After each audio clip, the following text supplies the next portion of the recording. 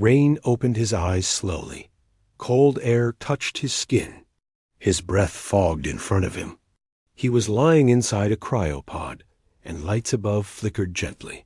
His muscles ached. His thoughts were cloudy. "Cryo sequence complete," a soft voice said. Rain blinked. He sat up slowly, shivering. Where was he? The pod hissed open. A tall woman stood before him, wearing a silver uniform and a sharp gaze. Her skin was a soft blue, her eyes glowing like the stars. She looked calm, but serious. "You're awake," she said. "Good. I'm Commander Elira." Rain stared at her. "Where am I?" "You're on Varela 7, a colony world far from Earth." He tried to stand, but nearly fell. Elira held his arm, gently but firmly. She was strong. "You've been asleep." "For 17 years, she said.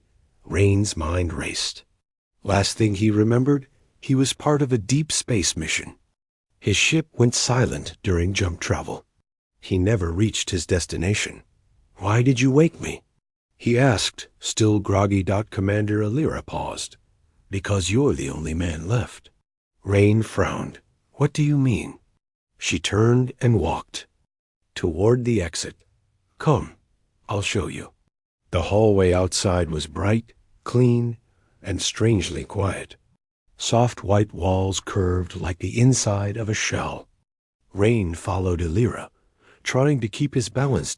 As they moved through the colony, he noticed something strange. Every person they passed was a woman. Some had colorful hair, others glowing eyes or patterned skin. They looked alien, but also human in shape. Each one stopped to look at him. Some smiled. Others whispered. "Elira," Rain said, his voice nervous. "Where are the men?" "They're gone," she replied simply. "A virus swept through our gene pool 5 years ago. It only affected the male line of our species. We tried to save them. We failed." Rain stopped walking. "So, you're telling me I'm the only male here?" Elira turned and faced him. "Yes, and not just here, in this entire sector." Rain's heart beat faster. The eyes, the whispers, the stares. Now it made sense. These women weren't just curious. They were looking at him like a last chance. "I'm not some prize," he said quickly.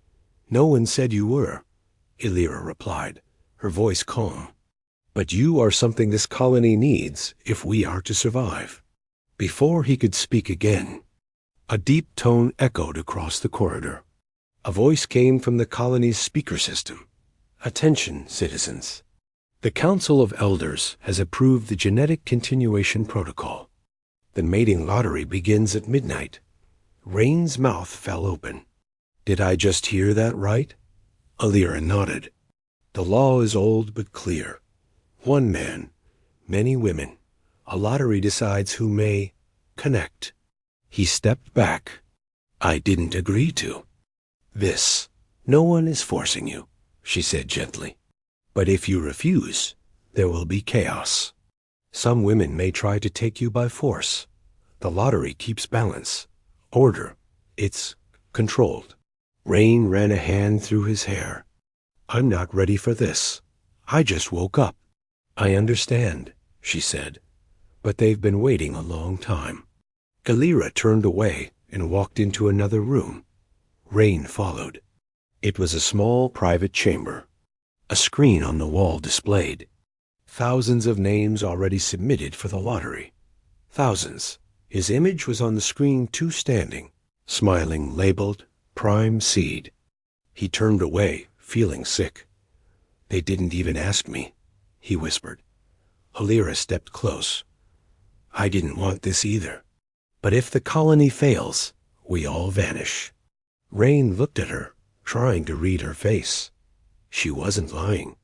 She truly believed this was their only chance. Outside the room, more whispers passed. Young women pressed against the glass, watching him. "What if I run?" Rain asked. Elira smiled faintly. "You won't get far. and some may follow you. Rain sat down slowly on the edge of the bed. His hands trembled. He was one man, one human, and thousands of women were waiting, hoping, needing. But he wasn't just a man anymore. He was a symbol, and the lottery was only hours away. Asterisk Rain didn't sleep.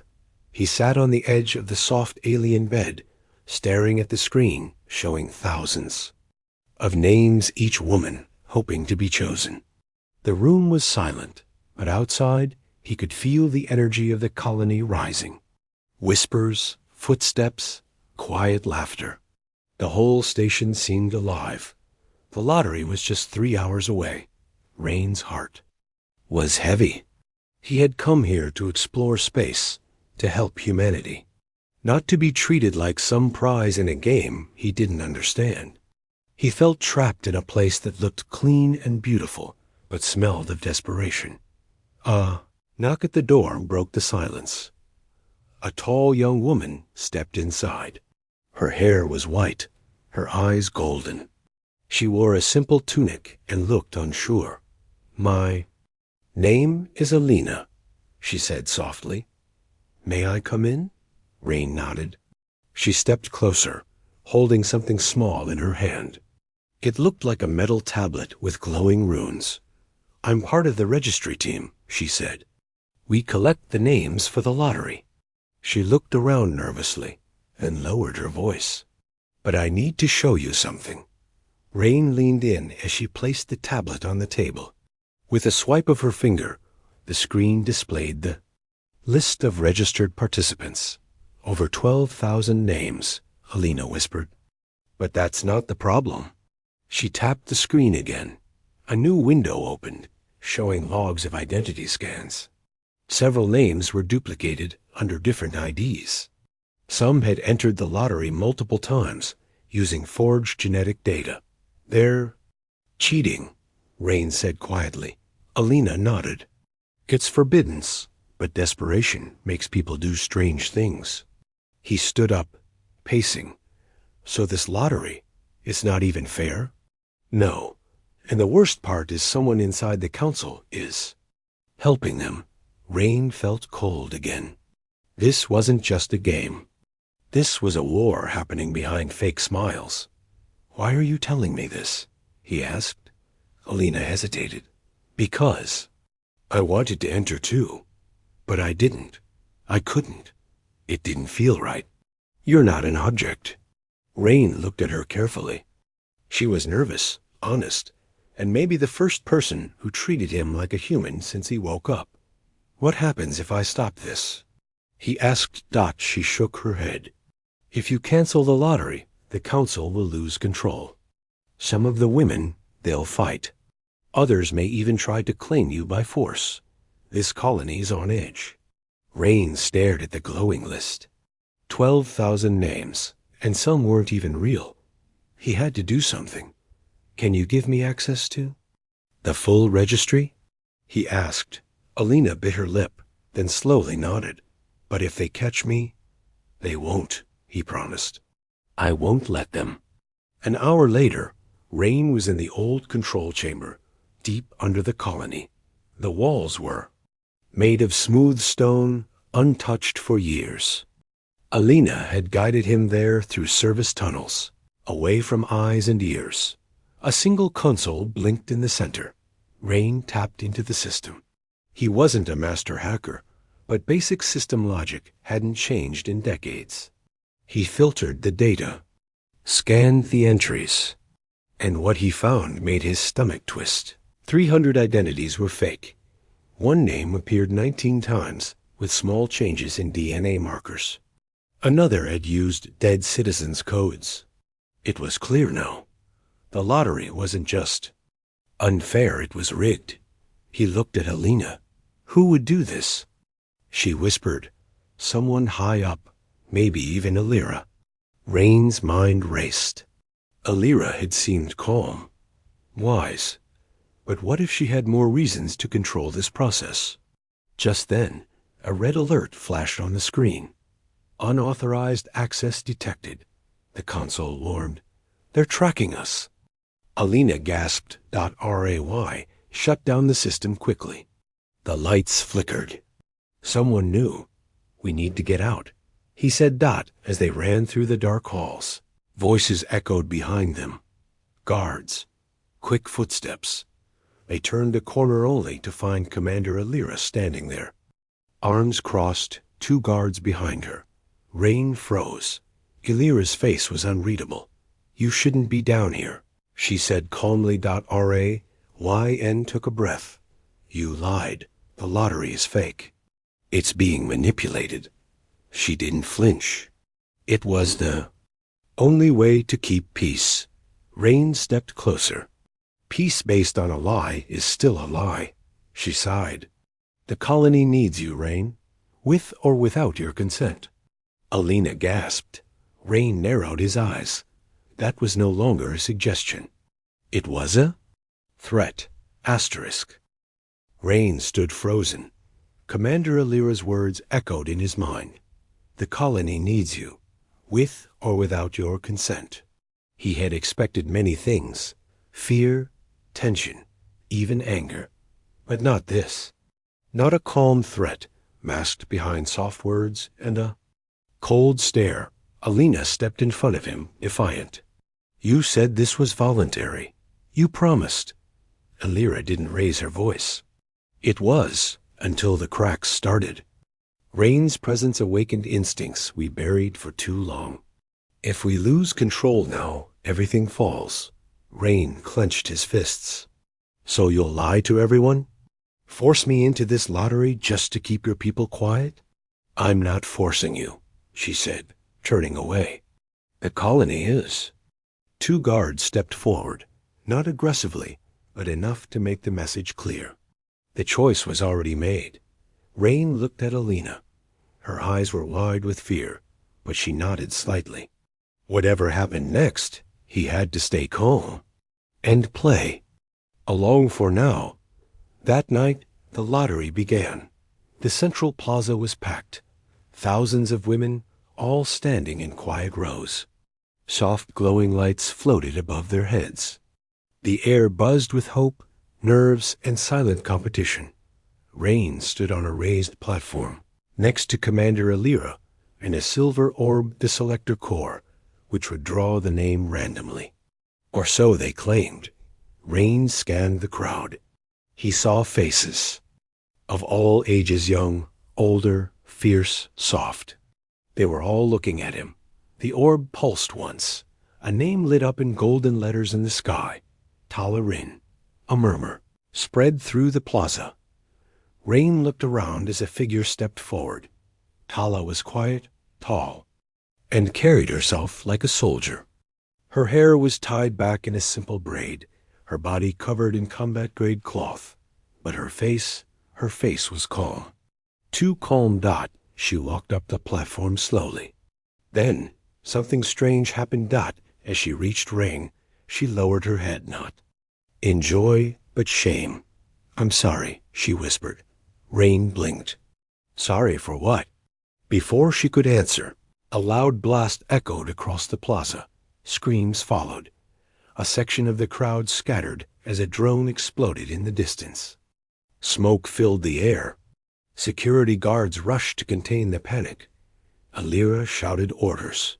Rain tried to pull Tala aside. What's going on? Tala looked at him. You weren't supposed to see the truth, but I couldn't keep quiet anymore. What truth? She touched her wrist, activating a hidden signal. A tiny projection glowed above her palm. Rain saw a map of the colony and a hidden chamber labeled Project Revival. Mail vaults, multiple chambers, multiple pods. I found this 2 years ago, Tala said. You're not the first. There were others before you. Men. All gone now. Their files were erased. Rain stared at her. What happened to them? Tala's face turned pale. They were tested.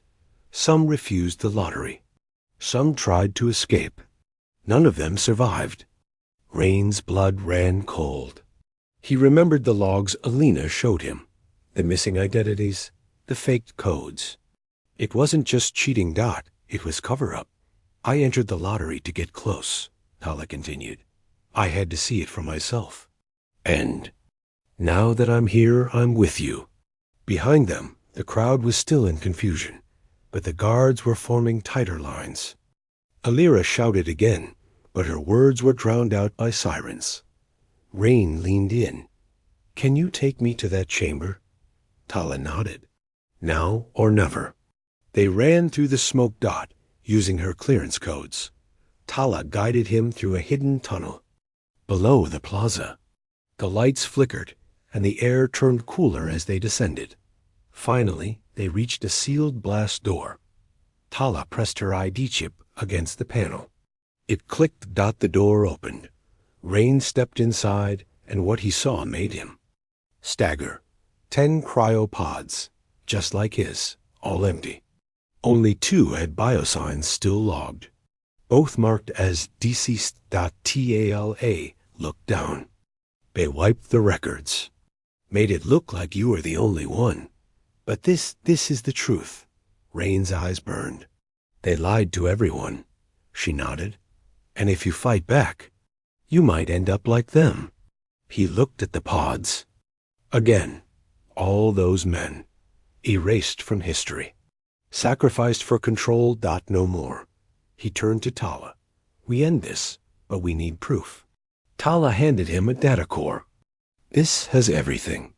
Copies of council orders, logs, DNA matches.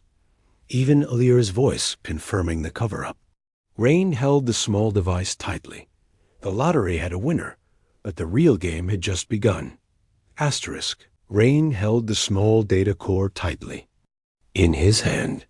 It was warm, pulsing softly with light proof of everything.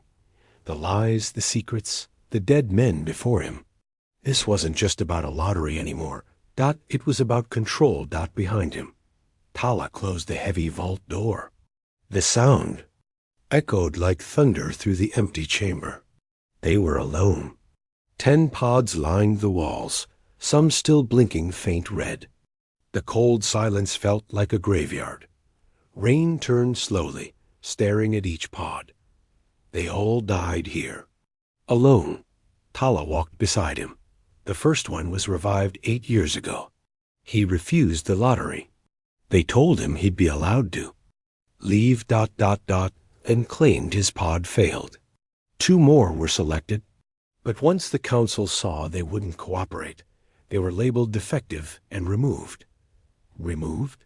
Rain asked. Quietly, Tala said. Rain clenched his jaw. And the colony never knew? They erased everything. Altered records. Said they were test subjects from Earth who never survived cryosleep. Rain stepped forward to one of the pods. The nameplate was scratched, but a few letters remained. Strake. A human. This could have been me. He whispered. Tala nodded. That's why I entered the lottery. I needed to be close to you before they repeated the cycle. Rain looked at her sharply. What happens next? Alira won't just let this come out. She won't, Tala agreed. But the council will listen if the people do first. Rain raised the core. This holds the truth. But we'll need a way to broadcast it. Tala gave a small smile. I know someone who can help, but it's risky. We'll have to cross the central network hall. It's monitored. Rain nodded. Let's move. Before Alira makes her next move. Back on the surface, the colony had returned to order, but tension was everywhere. The explosion had been called an accident. Alira appeared calm in public, but her security presence had doubled. Guards watched every corridor. Rain's disappearance was quietly being covered. No public message had gone out yet. In the shadows at the colony's lower levels. Tala led Rain through side tunnels, places only soldiers knew. Finally, they reached a dimly lit lab filled with cables, data screens, and blinking machines. Small figure turned from a control console. She was young, with dark green skin and large, curious eyes. She wore tech goggles on her head and a mischievous smile. Tala, she said with surprise. I thought you were under surveillance. I was, Tala replied. Meet Rain. The tech girl's eyes widened. The human? The lottery prize? Rain sighed. Please don't call me that. She laughed. Name's Miri. I run the backup CumNet down here. What do you need? Rain stepped forward and placed the data core on the table. I need you to broadcast this, not just to the council, but to every citizen, every screen, every device. Miri raised an eyebrow. You're planning a mutiny. Rain shook his head. No, I'm giving the truth back to the people. Miri looked at Tala. Then she slowly nodded. I like this. Guy. She plugged the data core into a large server unit. Images filled the screen Alira in private meetings, voice recordings, cryopod data, erased identities. Whoa, Miri whispered. This is big. Can you do it? Tala asked. I'll need 10 minutes. Do it, Rain said, outside. Alarms began to echo. Attention. Security breach detected in the lower data zones. Rain looked at Tala. They know. Tala pulled out a small plasma knife and stood ready. We hold here, she said. Miri worked fast, fingers flying across the keys. 5 minutes. The hallway outside glowed red with warning lights. Rain's heart pounded. This wasn't just about saving himself anymore. It was about saving truth before the council buried it for good. A noise came from the stairwell. 3 armed guards appeared, weapons drawn, hands in the air. One shouted .ray and raised his hands, but Tala didn't. Instead, she threw a small, blinding flash device. Light burst across the room. Rain felt Tala grab his arm and pull him behind the console.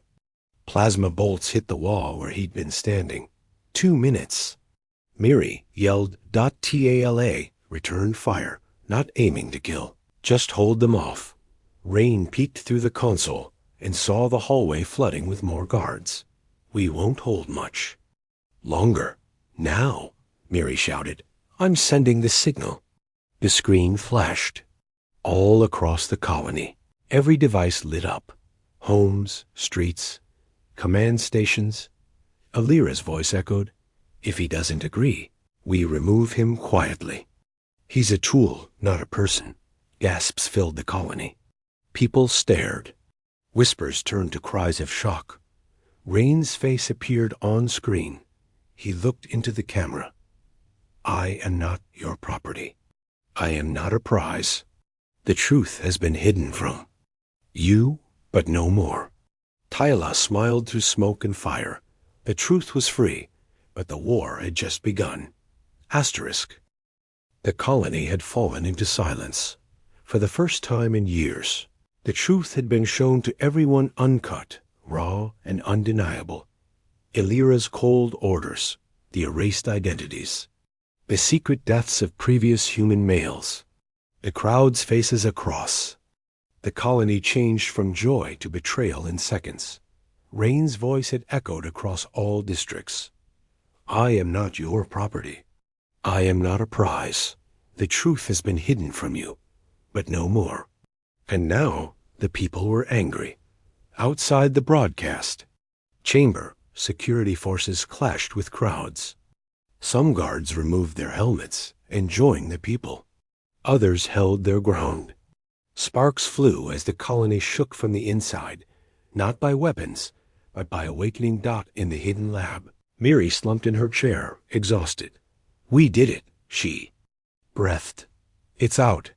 Tala lowered her weapon, eyes still on the hallway. Now we wait for Alira's response. Rain sat against the wall, heart pounding. She won't surrender quietly. Less than an hour later, Alira made her move. Appeared live on the Central Plaza's massive holoscreen standing in front of the council chamber. Her uniform was perfect, her voice calm, but her eyes tired. To the people of Varela 7, she said, you have seen only parts of the truth. Yes, sacrifices were made. Yes, the stakes were hidden, but we did what we must to survive. Whispers spread through the crowds gathering outside the council dome. Lyra continued. Rain was never meant to suffer.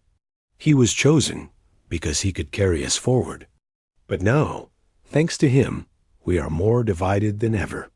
Rain watched from the shadows, standing near Tala and Miri on a rooftop. He shook his head.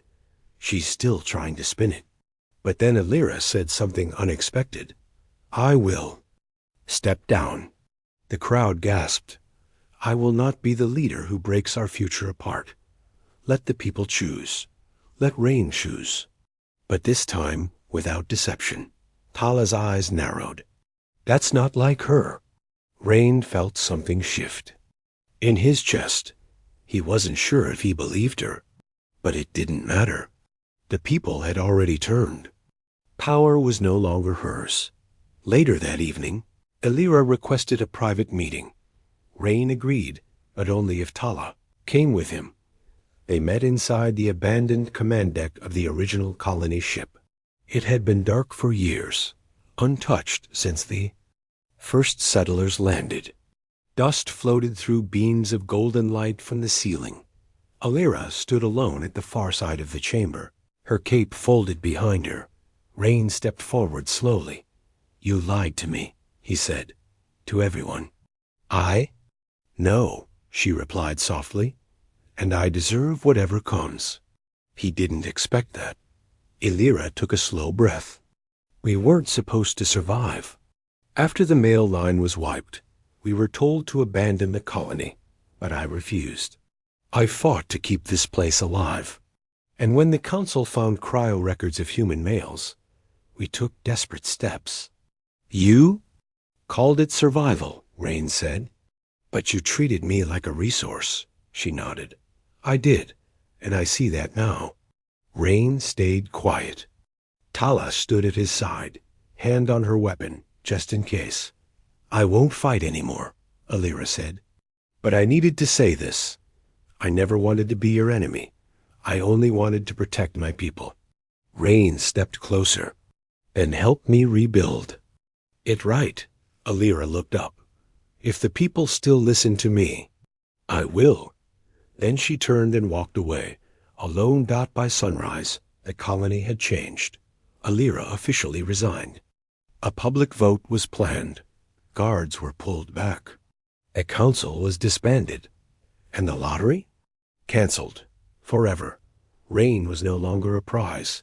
He was a person, but he still had a choice to make. That evening, as the colony lights dimmed, Tala and Rain stood on a quiet balcony, overlooking the sea of silver buildings below. You're free now, Tala said. Rain nodded. So are you. She looked away. I only entered the lottery to protect you. I never thought you'd change everything. Rain smiled. Neither did I. A breeze moved through her hair. She turned to him. What happens now? Rain's voice was soft. Now I get to choose. Not because of law or duty, but because of who I trust. He reached for her hand. And for the first time since waking up, Rain felt like he belonged. Not as a symbol, not as a prize, but as a man with his own path. The colony was quiet. Not the silence of fear, but the calm that comes after a storm. Buildings still stood, but their lights felt softer. The streets weren't crowded with soldiers anymore. The massive digital lottery banners were gone, replaced with simple light flags, fluttering gently in the breeze. Rain walked alone through a central plaza. No guards followed. No women stared. No whispers chased his steps. For the first time since waking up, he wasn't being watched. He was being respected. Tali waited for him under the giant memory tree at the center of the square.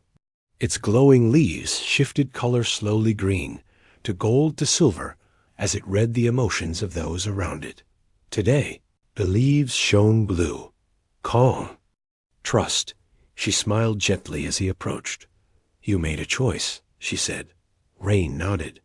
Yes, but not just one. Many. He looked up at the tree.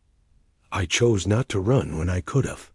I chose to reveal the truth, even if it broke the colony. I chose to speak to be more than what they labeled me. He turned to her. And now? I choose how to live. Tala stepped closer. And what does that life look like? Rain gave a soft smile. Free, equal, built together. She didn't speak, only placed her hand in his dot the following day.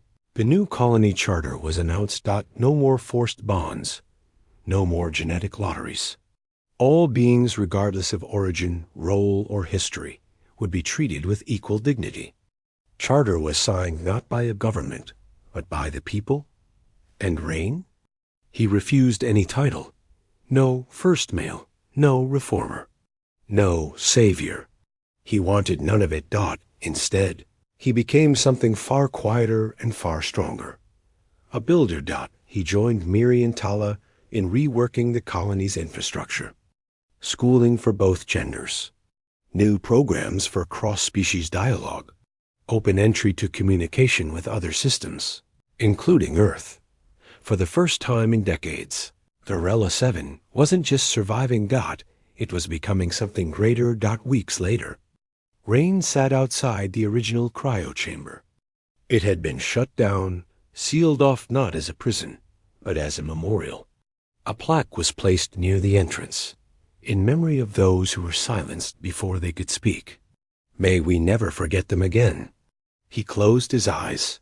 He saw the faces of the men whose names were erased, and he promised them this. No one would ever suffer in silence again. Tala joined him quietly, carrying a small metal box.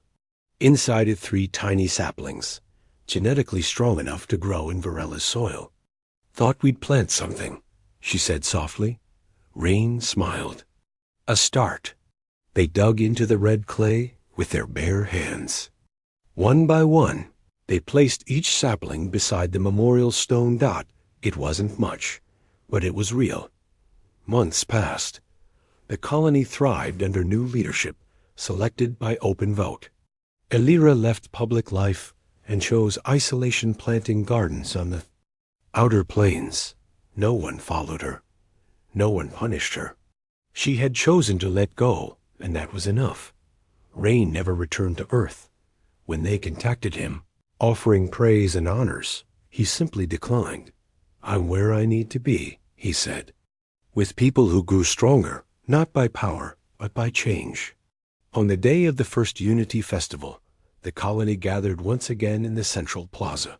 This time, there was no lottery. Only music, laughter, families, children. Rain stood beside Tala as fireworks painted the sky with silver and violet light. The memory tree glowed bright gold, radiating peace and joy. A young girl ran up to him, holding a small drawing. She handed it to Rain shyly. On it, he saw a stick figure of himself, smiling, standing beside a tall alien woman, Tala, with a huge heart drawn between them. Rain knelt and smiled. Thank you, he said softly. You're the human who changed everything. The girl whispered. Rain looked at Tala, then back at the crowd. He shook his head with a gentle smile. No, he replied. We did.